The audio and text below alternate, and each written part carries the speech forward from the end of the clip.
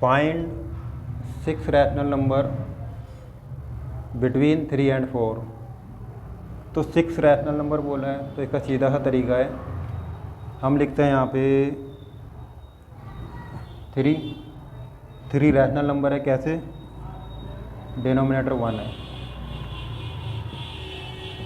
4 भी rational number है। कैसे? क्योंकि डिनोमिनेटर 1 है, जहाँ कुछ नहीं होता वहाँ 1 माना जाता है। अब हमें 3 और 4 के बीच में रैशनल नंबर निकालना है, तो अलग अलग तरीके हैं, लेकिन जो मैं तरीका बता रहा हूँ बिल्कुल सिंपल है।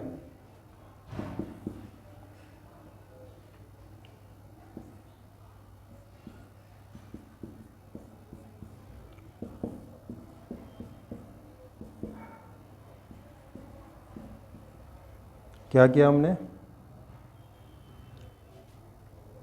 7 से मल्टीप्लाई कर दिया न्यूमरेटर और डिनोमिनेटर को। न्यूमरेटर और डिनोमिनेटर को 7 से मल्टीप्लाई कर दिया। 4 को में भी हमने न्यूमरेटर और डिनोमिनेटर में 7 से मल्टीप्लाई कर दिया। आपका ये आ गया 21/7 और ये आ गया आपका 28/7। तो अब इनके बीच के रैशनल नंबर कितने हो जाएंगे?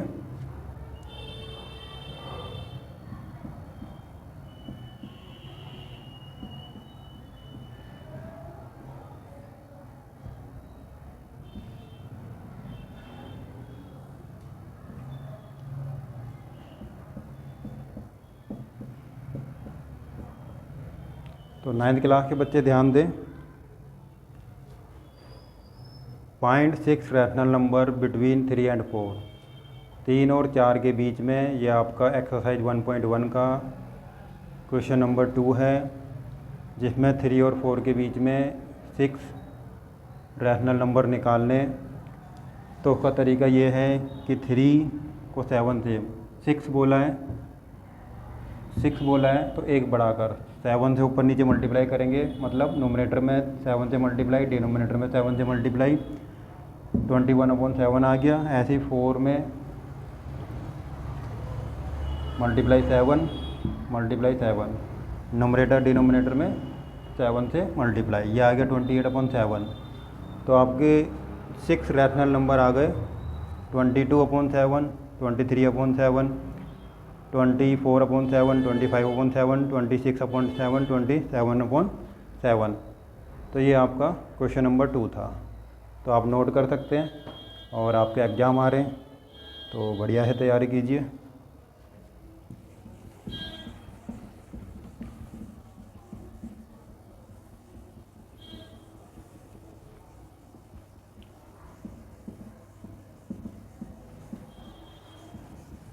एक्सरसाइज 1.1 और क्वेश्चन नंबर आपका 3।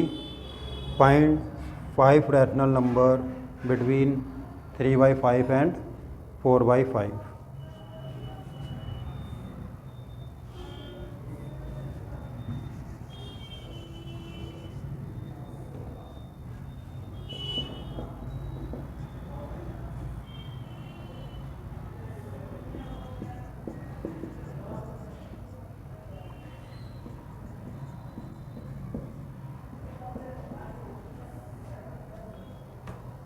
आपके एनसीईआरटी का क्वेश्चन है।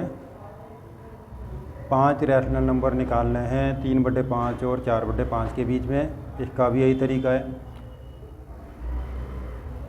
जब डिनोमिनेटर सेम होता है तो हमें कुछ नहीं करना होता। 5 बोला है तो एक बढ़ाकर 6 से मल्टीप्लाई, न्यूमरेटर और डिनोमिनेटर में 6 से मल्टीप्लाई।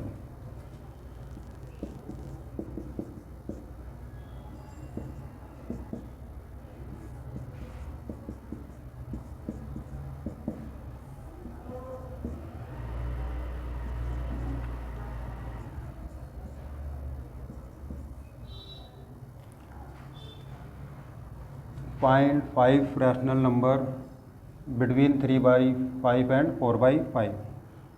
तो ये दोनों के बीच में हमें 5 रैशनल नंबर निकालने हैं। तो 3/5 को भी 6/6 से मल्टीप्लाई करेंगे, मतलब न्यूमरेटर और डिनोमिनेटर में 6 से मल्टीप्लाई, क्योंकि हम अपनी मर्ज़ी से किसी भी सवाल में ना ही मल्टीप्लाई कर सकते ना ही डिवाइड कर सकते। अगर मल्टीप्लाई कर रहे हैं तो डिवाइड भी करना होगा, और डिवाइड कर रहे हैं तो मल्टीप्लाई भी करना होगा। अपनी तरफ से हम कुछ नहीं कर सकते हैं। तो इसलिए हमने न्यूमरेटर और डिनोमिनेटर में 6 से मल्टीप्लाई किया, और हमें इसी तरीके से 4/5 में 6/6 से मल्टीप्लाई किया इक्वल टू 24/30 और 18/30। ये दो रैशनल नंबर आ गए। इनके बीच के रैशनल नंबर कौन कौन से होंगे?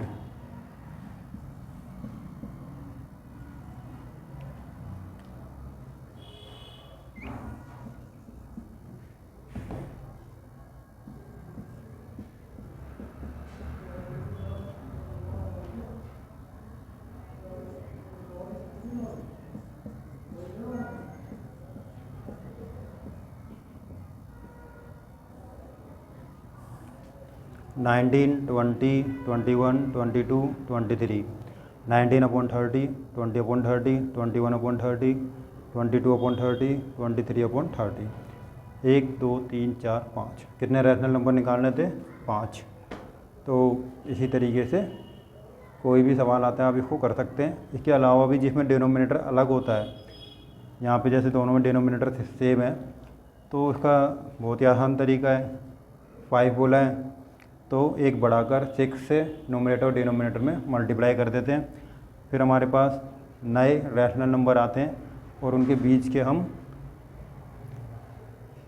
लिख सकते हैं 19, 20, 21, 22, 23 और अपॉन में 30। तो ये 3/5 और 4/5 के बीच में 5 रैशनल नंबर आ गए आपके। तो इसी तरीके से और भी सवाल कर सकते हैं आप। एक एग्जाम्पल अपनी तरफ से मैं बताना चाहूँगा। ये सवाल जो थे ये आपका 8th क्लास में भी है, तो उसमें अलग अलग तरीके के भी समझा रखे हैं और कम से कम 10, 6 या 15 इस तरीके से रैशनल नंबर निकालने के लिए भी कहा गया है, अगर आपको ध्यान हो तो एक आपका 8th क्लास का मैं समझाऊंगा ताकि आपको रिमाइंड हो जाए और एग्ज़ाम में हेल्प मिले। 10 रैशनल नंबर निकालने हैं 3/5 और 3/4 के बीच में। तो 3/5 और 3/4 के बीच में 10 रैशनल नंबर 10 रैशनल नंबर किस तरीके से निकाले जाएंगे वो इस तरीके से निकालने हैं, आप देख सकते हैं। और ये आपका 8th क्लास में पढ़ाया गया था और 9th में तो बहुत इजी है और आपका 8th क्लास में काफ़ी ये 1.2 में दिया हुआ है। और क्वेश्चन नंबर 7 है find 10 rational number between 3/5 and 3/4। 3/5 और 3/4 इनके बीच में हमें 10 रैशनल नंबर निकालने हैं, 10 रैशनल नंबर निकालने हैं। किस तरीके से निकालेंगे?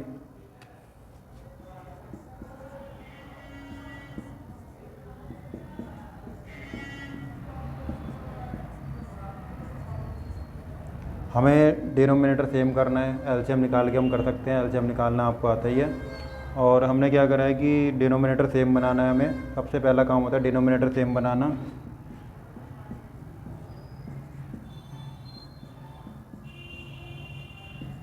ये हमने डिनोमिनेटर सेम बना दिया, लेकिन एक चीज़ है, ये 12 है, ये 15 है। तो 12 और 15 के बीच में कितने रैशनल नंबर आएंगे? 13, 14, सिर्फ 2 आएंगे। निकालने कितने हमें? 10।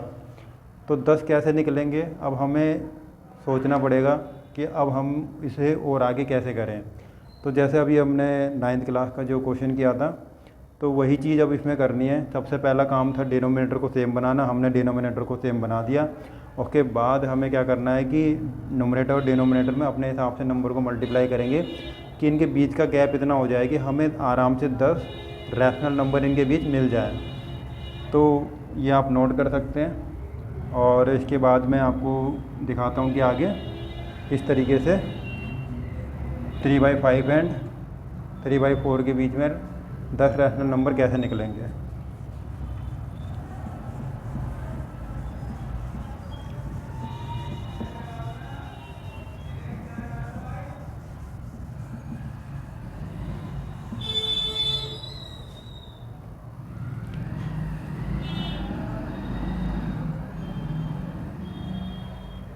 अब एक चीज़ हमें देखना है कि थोड़ा सा मन में करना पड़ेगा। जैसे 12 है तो 12 को 1 से करते तो 12 ही आएगा, 15 को 1 से करते तो 15 ही आएगा।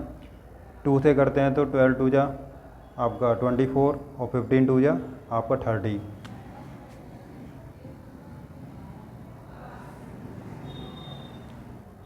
ट्वेंटी 4 और 30 के बीच में कितने रैशनल नंबर हुए आपके? 25, 26, 27, 28, 29।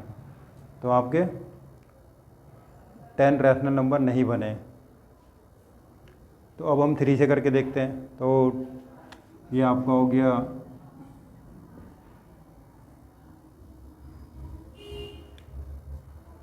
12 3 जा 36, 15 3 जा आपका 45। तो अब इसके बीच में कितने नंबर हो गए? 37, 38, 39, 40, 41, 42, 43, 44। अभी भी हमारे पास 6, 7, 8 ही हुए हैं। अब हम 4 से करके देखते हैं।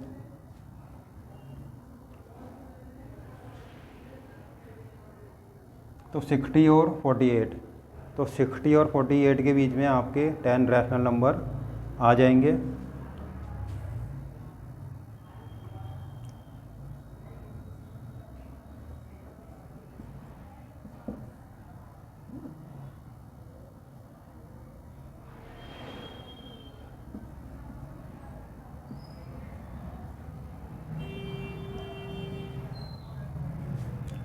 तो हमारे पास आ गया 48/80, 60/80।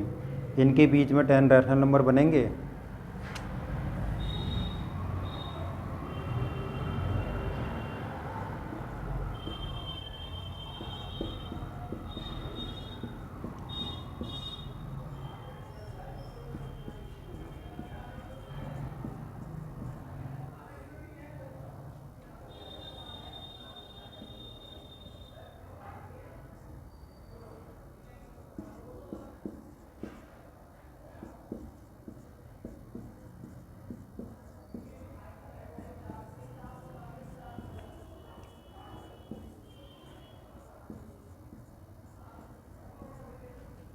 एक, दो, तीन, चार, 5, 6, 7, 8, 9, 10। तो हमारे पास 10 रैशनल नंबर आ गए। तो ये तरीका है, ये आपके 8th क्लास का सवाल है जो 9th के मुकाबले काफ़ी बड़ा है। और 9th में जो सवाल हो तो काफ़ी आसान है। तो इसे समझना ज़रूरी है। ये आपने समझ लिया तो कैसा भी सवाल आप कर सकते हैं।